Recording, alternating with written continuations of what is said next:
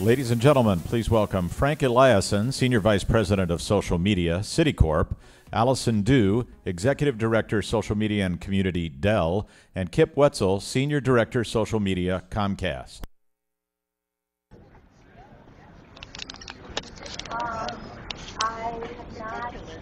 There are 25 people right now inside the Citibank that we're at right now.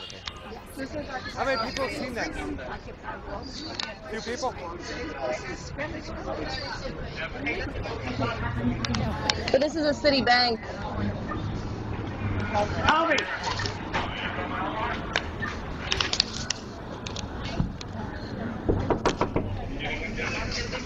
What are you trying to get? He's trying to get? Yeah. Oh, so what do you need the lawyers? Yeah, but I need to call Connor inside. Are you getting arrested? I need to find out. No, we're not getting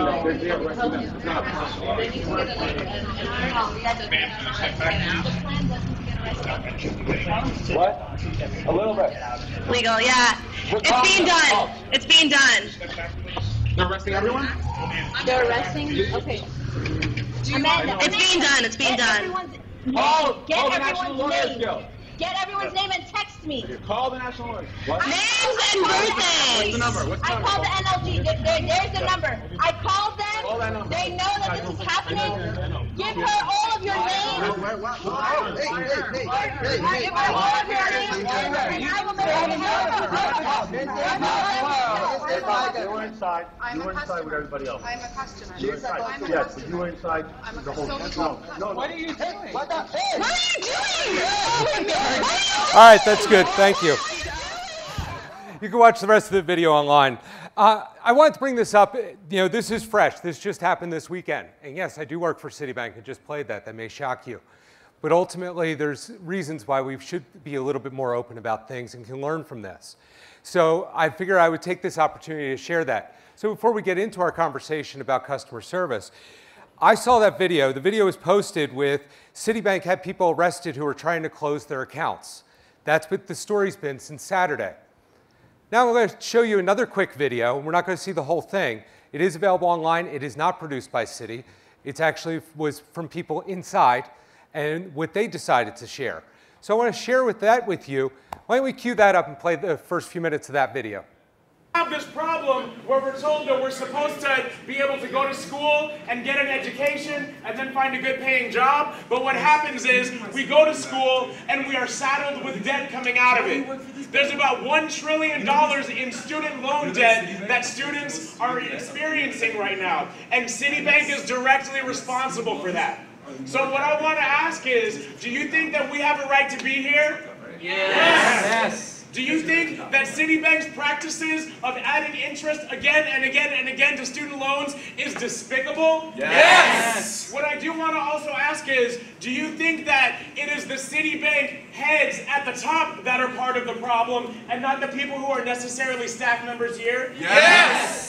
So what I want to do is encourage the people who are staff members here to support this struggle.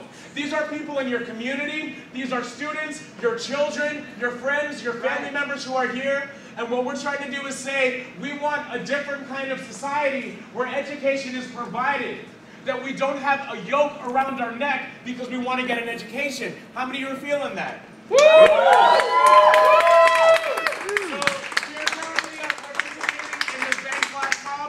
Here in Citibank in the lovely West Village of New York City. So I encourage y'all, maybe what we can do is get some different impressions of what you would like to see in getting an education that's fully funded, or a different way that we use money in society. I want to encourage folks to use this as basically a speaking place for having a different way of viewing our participation together.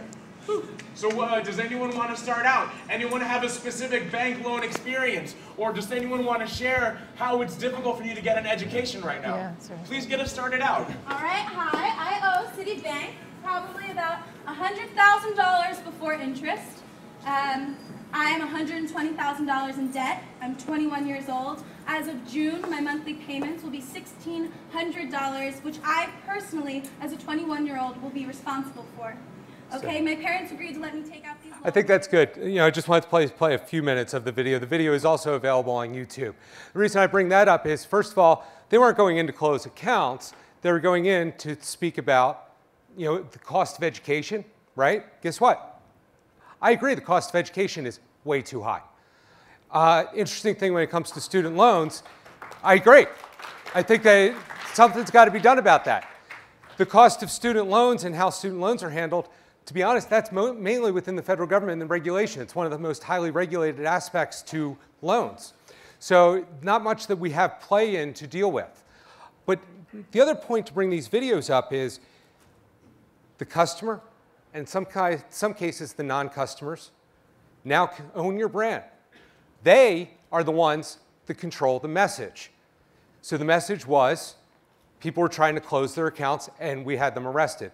Inaccurate information. One person did close the account, which was closed. But ultimately, this was their message. When I heard this message, and I heard it yesterday, I actually said, you know what? I agree education is too much. I agree people need to find jobs. I agree it's very tough to get jobs. These are things I can get behind and I support. I don't necessarily think it should happen within a place of business like that. There's other means to do it. But you know what? I would love to partner with people that are talking about this and have that conversation. This is something that's not only important to the people that are out there, it's important to business. But the brand is controlled by others. And when you look at social media, some of the companies that have done very well are right here on stage. Ultimately, when I look in social media, a lot of companies are doing customer service, listening, gathering information. Recently, I did a blog post, though, on Brian Solis's website, basically calling social media customer service is a failure. In my view, only 2 companies really have gotten that and have done it right. Those companies are sitting right next to me. So without further ado, let's get into talking a little bit about social media, customer experience, and how this all connects. Amanda. Amanda? Who's Amanda? Alice. I blame you, Frank. Yes, you blame me. Everybody blames me. That's fine. I used to work for Comcast, and I got blamed a lot. Now I work for the bank. You know, I get blamed a lot again. You get blamed a lot, too. You're having a good day. That's exactly it. Actually, what was I thinking? No, I'm sorry. Tell me about Dell's position of the customer experience and how you utilize social media. So, I mean, one of the things that, we have a lot of work yet to do, but one of the reasons that we have had the successes we've had to date is we don't look at social media as either a support mechanism or a marketing mechanism or a PR mechanism or an HR mechanism. The thing that we're... It's not? Exactly. There's marketers who will disagree with you.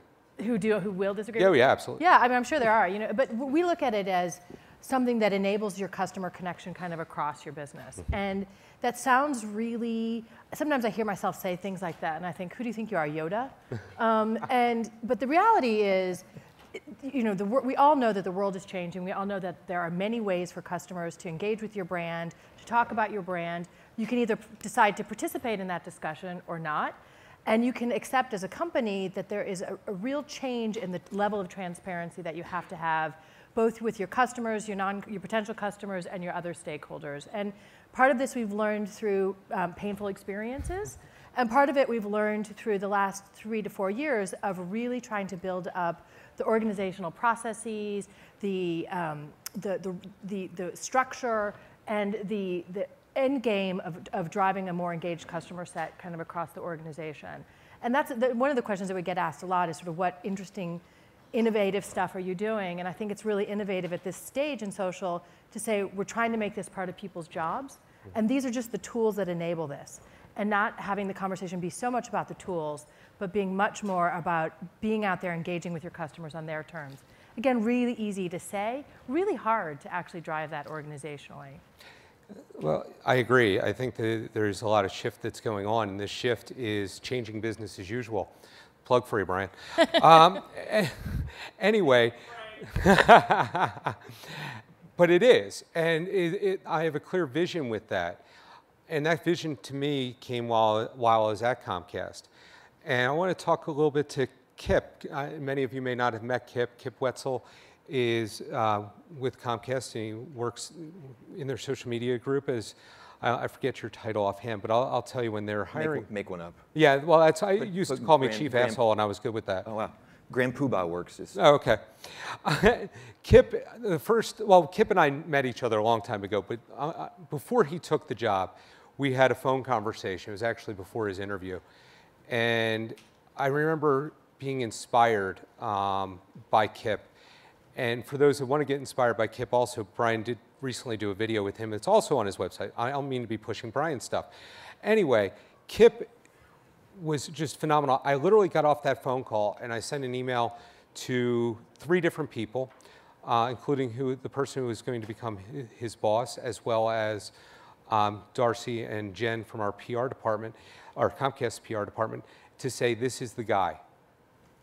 Kip, what is your view and how do you see this social space? You articulated that really well on our phone conversation. Well, thanks for the kind words. I think I spoke about it a few weeks ago with Brian.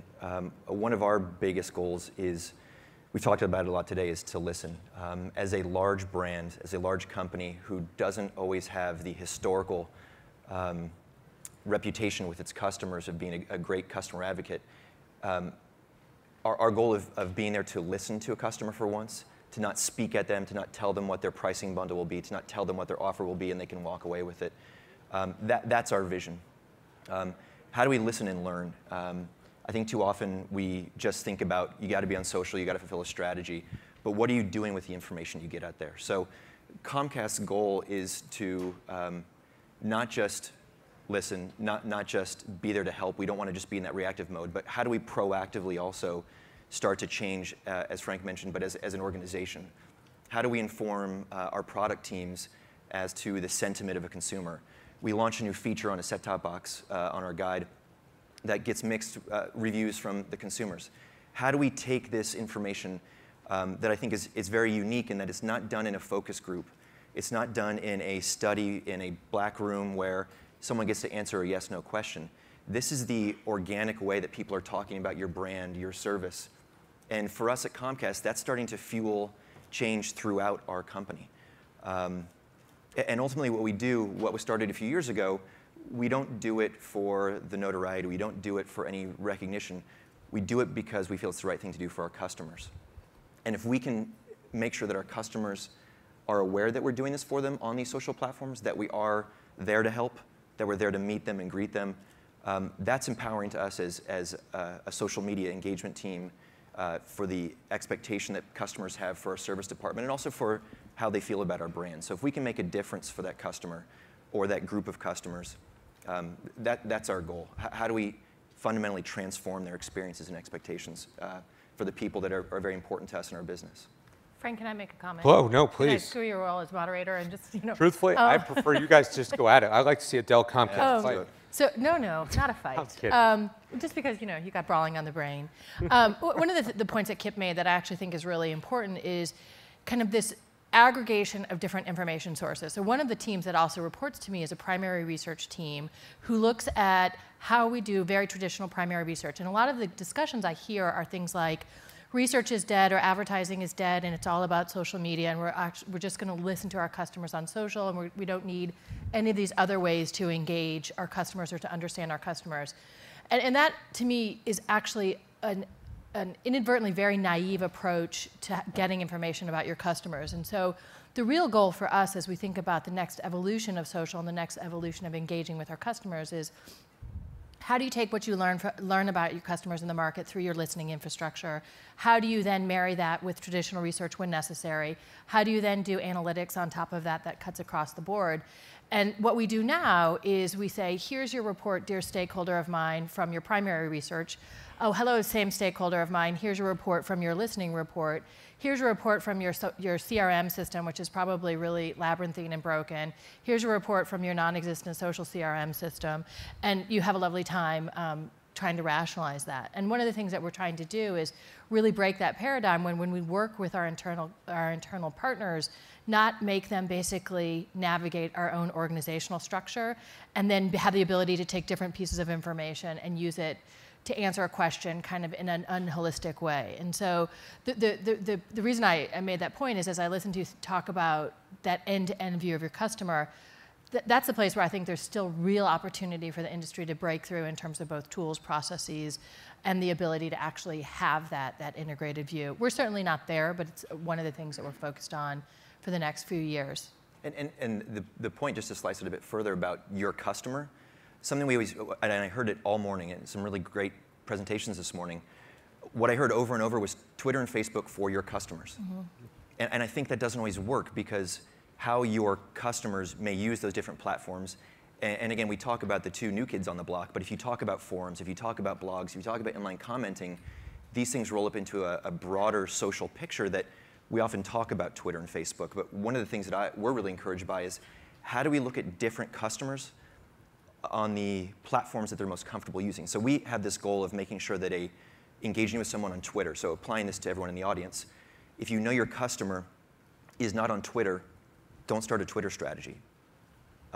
If your customers aren't talking about you on a niche blog, but your competitor may be out on a blog doing that, or you see someone else doing it, we try not to just do the, oh yeah, we need to do that too. If we can give this information back about different, I think too often we talk about demographics, but we try to break it down into psychographics. If you want to use Klout, that's fine. But what are the different people doing? Is it around consumption? Is it around upsells? Is it around care? And how do you get that insight for the people who are comfortable on particular platforms? A good example is our super user community on forums. They've been around, they're the old guys, right? Some of these guys have been around for 7, 8 years on this help forum. And I came in as a new guy, and I was going to shake it up, and I wanted to meet him face to face. So I set up a video web conference, and I said, you're a customer, let's meet you, let's create the experiences that you guys want. Tell me about it. And I created a web session where they could come and talk to me. 20 super users, not a single person took the bait and showed their face on camera. And I sat there and I was like scratching my head going, what happened? You're our most vocal community. You tell us exactly what you want. If the color scheme is wrong on the new guide, you'll tell me and you'll bitch about it. You win. You're the first person to curse. Oh, yeah, lose maybe. Okay. Well, oh, no, I said asshole. Oh, yeah. Oh, okay. Yeah, because you can. But what I failed at doing though was realizing they weren't comfortable to get onto a video chat session. So I totally broke the rule of, these guys are comfortable here, engage them here. Start to define the right feedback model and engagement model with them so that their feedback is heard, and we build the right customer and product experiences for them. And I think it's very telling of the topic of today of, how do you listen to an audience who controls your brand? I think you need to know how to listen appropriately and realize that a millennial on Twitter is very different than a super user on forums, or an inline commenter on blogs, or a stay-at-home Facebook mom, or you need to be able to realize who your audience is and where you're engaging with them. And again, I think that's a lot of art with the science, and something that takes time to curate. But that's the way I think ultimately we'll create the right experience. I think it is important, and everybody has their own communication preference, and how they interact with the company. But it does also bring another thing to think about, and just to ask your question, I have my own views. What I see a lot of social media activities around customers is more influencer modeling. You brought up Klout. And I find Klout to be a lot of fun to watch, and I do pay attention to it. At the same time, do you believe in treating these customers differently, and how and why? You take that one. We personally don't. Again, I watch Klout. Good to hear that. We watch Klout. We look at things like OpenCalais, various tools that influence what people are doing, how they're doing it. But I think from the other presenters that have been up here today, I represent a care organization. So we've been talking about marketing and comms and brand building. I'm not in PR, I'm not in communications, I'm not in marketing, I'm not in product. And I'm very proud of that. I have a 10-person team that we are customer service, right? And there's a lot of books out there about service as the new marketing. But fundamentally, as I said before, we do what we do because it's for the customer. We don't treat, Brian said thank you to Frank, but he's going to say damn you to Wetzel. But we don't treat Brian any differently than my Aunt Stella. If someone is having a problem with their service that they pay us for, we feel it's our right to give them real-time response and solve that problem first time. So we watch Klout as far as I think that broader demo psychographic. I think it's great to get their interests, what do they like, because there is a human connection. Well, to understand your consumer, but for us on the Comcast service model, we treat every customer equally. And to us, that if I have to stop doing that, I will have a fundamental challenge with the role that I play at the company. And that's, I think, the place where you see increasing sophistication about using different tools for different parts of your overall corporate goals, right? And so we also feel very strongly from a care perspective that we treat everyone equally and that we engage with our customers, and our role there from a service perspective is to serve them with the problems or oftentimes good feedback that they're having about their Dell experience. The place where we do have then kind of increasing levels of sophistication from a data perspective is who are the influentials we want to be engaging with on a media perspective, on a product perspective. How do we think about, we recently relaunched our community most value provider program, we call it Dell Rockstars, and there we're very much around kind of what does it take to actually be a community member. It's very much like your guys in the forum who is qualified and certified to actually be out and engaging in technical questions on Dell's behalf. Now, in that instance, we don't treat them all equally because there's a level of expertise that we want to make sure that they are providing because they are answering technical and other questions on our behalf as part of the extended community. So I think it's sort of like everything, it depends on the situation. Mm-hmm. And the place where I think that the discussion often gets really muddied is with these broad generalities. Even this morning when we were having the debate about value, and is it about measuring a specific tactic or is it about shareholder value and driving towards your EBITDA. I said that like it was in Japanese. But you know, at the end of the day, I think we all know that the real long-term value is in driving business behaviors, but it's how do you measure the specific tactics that will enable you to get there in the short to medium term. And each one of these things has a different way it needs to be measured, which makes the ROI value and measurement discussion extraordinarily complex, but also much more likely to be successful if you say for this type of thing, this type of tactic, we are not going to stratify this, we're not going to goal our people on time on response or any of the sort of traditional care metrics. But for this type of tactic, it's very much about engaging in the short term, and we're going to look at actually more traditional marketing metrics. I think it's that mix of metrics and ROI view that's really going to help us get to the next level from a business perspective. It's also a lot more complicated, and it doesn't do as well necessarily in sound bites. Well, I think that the challenge that I've seen in social media is we keep doing things in our little silos. The PR people do their things, the marketing people do their things. And when you start to combine the metrics, you actually get to ways you can measure different things. You know, I look at the information in social media, the value in it is amazing. At Comcast, you see it all the time. You spoke about it in the video with Brian, which is the speed of information and being able to utilize that through other communications and the values there. You want to talk a little bit about some of that? Sure. And I think the way the group originally formed 3 years ago with Frank was very much in this reactive model, right? So we were out there, and we would just say it's sort of the evolution of meeting customers when we knew there were people on Twitter talking about us, and we had to get in there. We had to become a part of that conversation.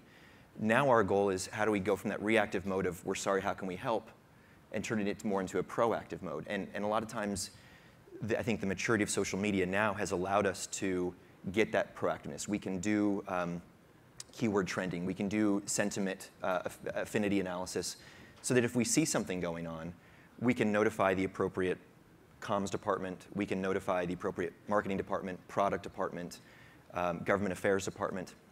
And that's where I think just the maturity of how these tools are being used across different parts of the organization are helping us start to get in that proactive mode. They're allowing us to measure that. They're allowing us to give not just the qualitative feedback of, hey, someone said this sucks and we need to do something about it, but you know, the number of mentions of a keyword, the number of the amount of trending over the last minute, hour, day, week, month. And I know there's a big debate in the industry about ROI and what it means, but these tools are helping information flow that is coming, you know, a mile a minute right now. Yeah, I used to use Story when I was at Comcast, literally during an outage that happened in Pittsburgh, and wound up saving. If you took the dollars per call and the fact that we got messaging on there before any calls came in, and the amount of calls that hit that message and got off, it was millions of dollars. Yeah. Very quickly. There's huge ROI. Now, we have a minute left, and I don't want to go into questions. These guys are going to be here through the course of this. Please ask them questions. They love to answer them and very open. Dell, when I first met Dell, they invited us in I know that relationship between Comcast and Dell has continued to share that, and I think one of the things we're striving to do is share these best practices in how to do that. I think the challenge for the audience is to look in your organizations. We have these large organizations that don't always connect the dots internally, and I think we have to start learning to connect the dots. Our customers already have connected the dots. They consider you one brand. I'm going to change my title to Chief Dot Connector. Ah, I like it. I like being Chief Disruptor. Yeah, Chief Hessel still works, but yeah. Chief Disruptor is what I go by. But yeah, I think these are things within the organization that everyone in this room has the power to do, yet most of the time we fail to take it. We typically go right in to the standard bureaucracy that we're used to. And the customers change. They now have that voice. So I want to thank both of you. I want to thank you for your help over the years and what you've done at Comcast, Kip, since you've gotten there. I love it. And thank you and have a great day. Thanks. Thank you, everyone. Thanks.